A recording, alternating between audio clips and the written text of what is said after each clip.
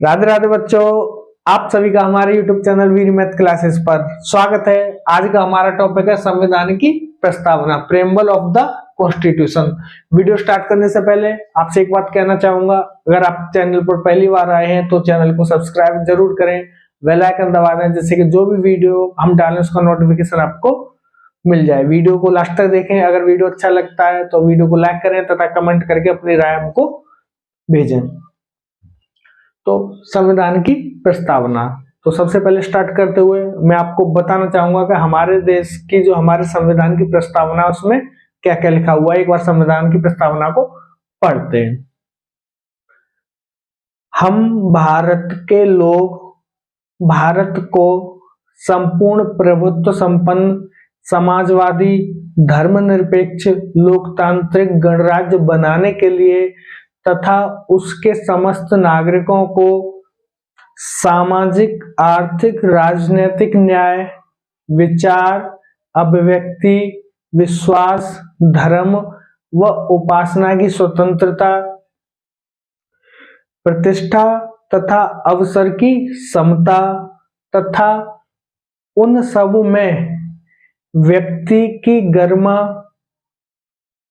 व राष्ट्र की एकता व अखंडता सुनिश्चित करने वाली बंधुता बढ़ाने के लिए दृढ़ संकल्पित होकर अपनी इस संविधान सभा में आज दिनांक 26 नवंबर 1949 मिति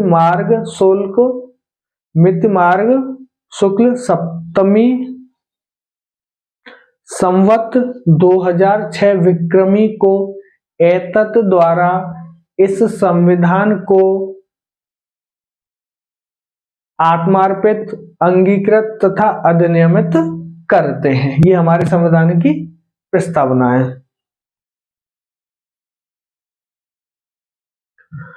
अब ये संविधान की प्रस्तावना हमारी आई कहां से, इसका विचार कहां से आया? तो सबसे पहले अमेरिका के संविधान में लिखित तौर पर प्रस्तावना को शामिल किया गया था। सबसे पहले अमेरिका के संविधान में लिखित तौर पर प्रस्तावना को शामिल किया गया था। उसके बाद और भी दूसरे देशों के जो थे उनके संविधान बने तो उनमें भी प्रस्तावना को शामिल किया गया।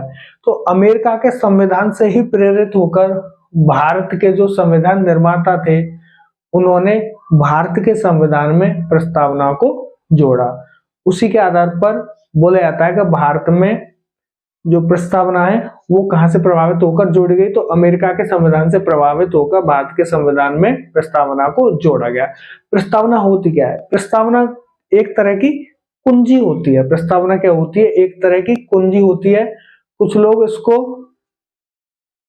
हमारे संविधान की आत्मा भी बोलते हैं, कुछ लोग इसको संविधान का परिचय पत्र बोलते हैं। इनका मतलब क्या होता है कि जो चीजें हमारे संविधान में विस्तार पूर्वक दी गई हैं, हमारे संविधान के अंतर्गत जो भी विस्तार पूर्वक जानकारियां दी गई हैं उनके जो एक तरह का एक बिंदु लिया गया है, इसमें हर चीज का बिंदु लेकर इसमें शामिल किया गया है, जिससे कि अगर आप प्रस्तावना को पढ़ते हो तो प्रस्तावना को पढ़ते ही आपको इस तरह का आइडिया हो जाएगा कि हमारे जो संविधान है उसमें किस किस तरह की व्यवस्था दी गई है।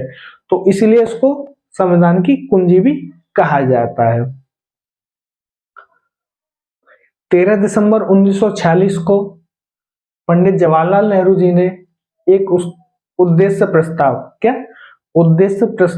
13 दिसंबर 1946 को पंडित जवाहरलाल नेहरू जी ने संविधान सभा में पेश किया, जिसको के 22 जनवरी 1947 को पारित कर दिया गया। संविधान सभा के द्वारा उद्देश्य प्रस्ताव को 22 जनवरी 1947 को पारित किया गया और यही उद्देश्य प्रस्ताव आगे चलकर संविधान की प्रस्तावना के रूप में जोड़ा गया। यही उद्देश्य प्रस्ताव आगे चलकर संविधान की प्रस्तावना के रूप में जोड़ा गया।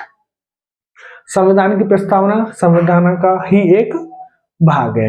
प्रस्तावना संविधान का ही एक भाग है। क्वेश्चन में आता है कि क्या प्रस्तावना संविधान का भाग है, तो उसमें आपको यस आंसर देना है कि प्रस्तावना जो होती है वो संविधान का भाग है। इसमें संशोधन किया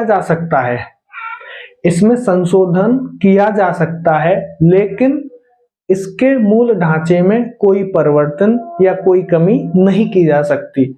प्रस्तावना संविधान की कुंजी है। जो संविधान के अंतर दिया गया है वही प्रस्तावना में पॉइंट रूप में, बिंदु रूप में लिखा गया है। तो जो प्रस्तावना है उसमें अगर आप कुछ कमी करोगे, कुछ उसमें से निकालोगे, तो इसका मतलब क्या है, उस चीज की आप संविधान में से व्यवस्था को खत्म करना चाहते हो। तो इसीलिए प्रस्तावना में पर वो क्या बोलते हैं, संशोधन किया जा सकता है, लेकिन उसके मूल ढांचे में कोई परिवर्तन नहीं किया जा सकता, कोई कमी नहीं की जा सकती। मतलब प्रस्तावना में कमी नहीं की जा सकती, आप कुछ चीज उसमें जोड़ सकते हो, कुछ चीज उसमें जोड़ सकते हो, उसमें कमी करना इतना आसान नहीं, क्योंकि कोई भी उस चीज के लिए राजी नहीं होगा। अगला, संविधान की प्रस्तावना में संशोधन अभी तक केवल एक बार हुआ है। संविधान की प्रस्तावना में संशोधन अभी तक केवल एक बार हुआ है। वो कब हुआ था? 42वें संविधान संशोधन द्वारा 1976 में। 42वें संविधान संशोधन अधिनियम 1976 के द्वारा प्रस्तावना में केवल एक बार परिवर्तन हुआ है। और उस परिवर्तन में क्या किया गया था? उसमें जोड़ा गया था, क्या क्या जोड़ा गया था? समाजवादी, धर्मनिरपेक्ष तथा अखंडता, ये 3 शब्द हमारी प्रस्तावना में जोड़े गए। आप इसको याद कर लेना। ये भी आता है कि 42वें संविधान संशोधन 1976 के द्वारा प्रस्तावनाओं में क्या क्या जोड़ा गया। तो क्या क्या जोड़ा गया था? समाजवादी, धर्मनिरपेक्ष तथा अखंडता, ये 3 शब्द प्रस्तावना में जोड़े गए थे। ठीक है, अब आगे पढ़ते हैं। हमारी प्रस्तावना में कुछ शब्द दिए हुए हैं, अभी मैंने आपको प्रस्तावना पढ़ के बताया था, उसमें ये संप्रभुता, समाजवादी, धर्मनिरपेक्ष, लोकतांत्रिक, गणराज्य, न्याय, ये सब चीजें उसमें दी गई हैं। तो इनको थोड़ा थोड़ा मैं आपको बता देता हूं, इनका मतलब क्या है। संप्रभुता का मतलब क्या है कि भारत पर किसी भी देश का कोई अधिकार नहीं है। भारत खुद संप्रभु देश है, वो अपने देश का जो भी निर्णय करेगा भारत की सरकार खुद करेगी। किसी के प्रभाव में, किसी के प्रेशर में आकर हमारे देश में कुछ भी काम नहीं किया जा सकता। भारत एक संप्रभु देश है। समाजवादी, समाजवाद का क्या मतलब होता है कि जो हमारे देश के संसाधन है, उत्पादन की व्यवस्था है, वो एक समाजवादी व्यवस्था है। उसमें क्या होता है, ये भी एक होती है समाजवादी और एक होती है साम्यवादी। साम्यवादी में क्या होता है कि पूरा जो उत्पादन का, जो संसाधन पर नियंत्रण रहता है, वो किसका रहता है? सरकार का। समाजवादी में क्या रहता है? वो निजी हाथों में ज्यादा तो व्यवस्था रहती है। समाजवादी व्यवस्था में निजी हाथों में ज्यादा रहता है। लेकिन हमारे देश की जो व्यवस्था है, समाजवाद में भी मिश्रित समाजवाद है। कैसा व्यवस्था है हमारी? मिश्रित समाजवादी व्यवस्था, क्योंकि उसमें कुछ उत्पादन सरकार करती है तथा कुछ उत्पादन निजी हाथों में होता है। तो इसलिए भारत की जो व्यवस्था वो कैसी है? समाजवादी, और उसमें भी मिश्रित समाजवादी। धर्मनिरपेक्ष, भारत राज्य का कोई भी अपना धर्म नहीं होगा। राज्य के लिए सभी धर्म बराबर होंगे, सभी धर्मों का राज्य समान सम्मान करेगा। धर्मनिरपेक्ष का मतलब ये हुआ। लोकतंत्र का मतलब हुआ, लोकतंत्र क्या हुआ? जो सरकार होगी, जो सरकार होगी उसको किससे शक्ति प्राप्त होगी? जनता से। मतलब कि जनता द्वारा सरकार को सेलेक्ट किया जाएगा। प्रधानमंत्री को किसके द्वारा बनाया जाता है? लोगों के द्वारा डाले गए वोट के द्वारा। जिसके ज्यादा सांसद होंगे वही हमारे देश का प्रधानमंत्री होगा। तो ये क्या होगी? हमारी लोकतांत्रिक व्यवस्था। गणराज्य व्यवस्था क्या होती है? गणराज्य व्यवस्था में और एक होती है, ये जो लोकतंत्र व्यवस्था होती है ना, लोकतंत्र व्यवस्था में सरकार तो लोगों के द्वारा चयन हो गई, लेकिन इसमें फिर एक हमारे देश का राजा भी रहेगा। जैसे हमारे देश का राष्ट्रपति रहता है, एक तो हो गया प्रधानमंत्री, एक हो गया राष्ट्रपति। तो कहीं कहीं क्या होता है, राष्ट्रपति जो होता है वो लोगों के द्वारा नहीं चुना जाता। जैसे इंग्लैंड हुआ, इंग्लैंड का जो राजा होता है वो लोगों के द्वारा चुना नहीं जाता, जो उनका राजशाही परिवार है उसी का कोई सदस्य राजा बन जाता है। तो ये हो गई राजशाही लोकतांत्रिक व्यवस्था। लेकिन हमारे देश में क्या है? गणराज्य लोकतांत्रिक व्यवस्था। गणराज्य का मतलब क्या होता है कि जो राष्ट्रपति होगा उसका चुनाव भी जनता के द्वारा किया जाएगा, उसका चुनाव भी जनता के द्वारा किया जाएगा। लेकिन हमारे देश में जो राष्ट्रपति का चुनाव होता है वो जनता द्वारा प्रत्यक्ष रूप से नहीं किया जाता, वो अप्रत्यक्ष रूप से किया जाता है। क्योंकि जो जनता द्वारा चुने प्रतिनिधि होते हैं, जो हमारे लोकसभा सांसद वगैरह और ये जो विधायक वगैरह जो होते हैं, ये राष्ट्रपति का चुनाव करते हैं। तो राष्ट्रपति का चुनाव अप्रत्यक्ष रूप से लोगों के द्वारा होता है। प्रत्यक्ष मतलब डायरेक्टली लोग उसको वोट नहीं डालते, लेकिन चुना राष्ट्रपति लोगों के द्वारा ही जाता है अप्रत्यक्ष रूप से, इसलिए भारत को गणराज्य गणतंत्र व्यवस्था के अंतर्गत लाया गया है। ठीक है, अब आगे हमारी न्याय। अभी मैंने पढ़ा था सामाजिक आर्थिक राजनीतिक न्याय। सामाजिक न्याय का मतलब क्या होता है, किसी के साथ कोई भेदभाव नहीं किया जाता। किसके आधार पर, जन्म के आधार पर किसी के साथ भेद नहीं किया जाएगा। किसी का जन्म कहाँ हुआ है, हमारे देश में कहीं भी जन्म हो सकता है। किसके धर्म में हो, धर्म के आधार पर किसी भी धर्म का लोग हो उसके साथ कोई भेदभाव नहीं किया जाएगा। जाति के आधार पर कोई भेदभाव नहीं किया जाएगा, लिंग के आधार पर कोई भेदभाव नहीं किया जाएगा, रंग के आधार पर कोई भेदभाव नहीं किया जाएगा, कोई गोरा है कोई काला है, इस आधार पर कोई भेदभाव नहीं किया जाएगा।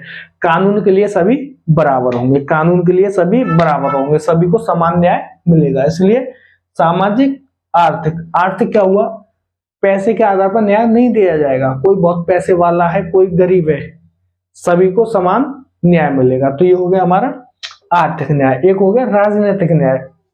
राजनीतिक न्याय में क्या है, राजनीतिक तौर पर किसी के साथ कोई भेदभाव नहीं किया जाएगा, सबको वोट डालने का अधिकार होगा। कोई भी व्यक्ति चुनाव लड़ सकता है, प्रधानमंत्री का चुनाव, लोकसभा सांसद का चुनाव, विधायकी का चुनाव, कोई भी लड़ सकता है। तो राजनीतिक तौर पर सभी को समान न्याय मिलेगा। ये जो व्यवस्था जोड़ी गई है सामाजिक आर्थिक और राजनीतिक न्याय की, वे किससे प्रेरित होकर जोड़ी गई है, जो 1917 की रूसी क्रांति हुई थी उसके आधार पर, उससे प्रेरित होकर 1917 की रूसी क्रांति से प्रेरित होकर सामाजिक आर्थिक और राजनीतिक न्याय की व्यवस्था हमारे संविधान में जोड़ी गई। फिर आगे पॉइंट आते हैं स्वतंत्रता, समता तथा बंधुता।